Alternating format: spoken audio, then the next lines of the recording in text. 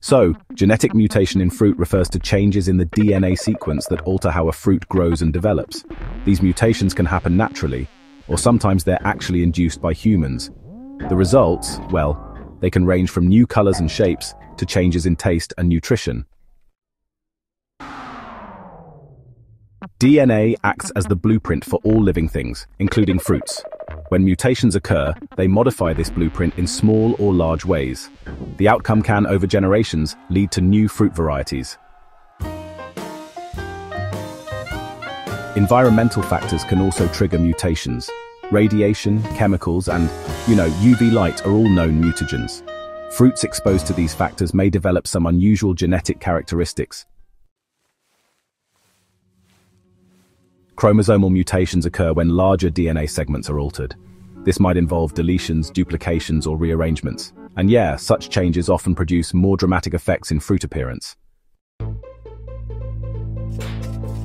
So many seedless fruits are actually the result of genetic mutations. They develop without fertilization or, normal seed formation.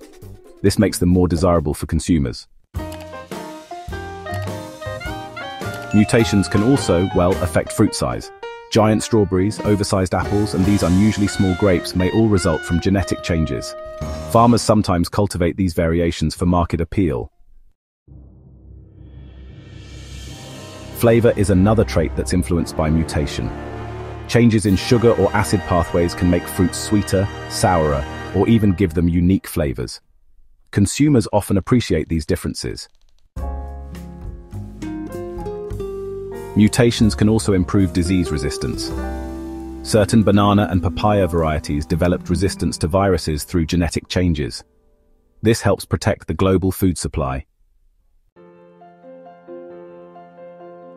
Modern biotechnology allows for more precise control. Genetic engineering can target specific genes for modification. This reduces random mutations and increases desirable traits. Grapefruits are, a good example of mutation-driven fruit.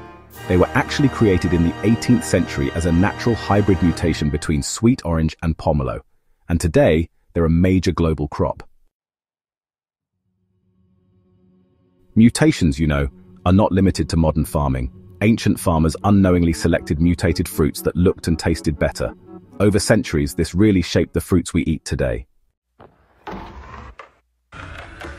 Global trade and demand definitely influence which mutations are cultivated. Consumers often prefer seedless, colorful, and sweet fruits. This in turn shapes the direction of agricultural mutation research. In conclusion, genetic mutations in fruit are both natural wonders and scientific opportunities. They've shaped agriculture, nutrition, and, global food culture.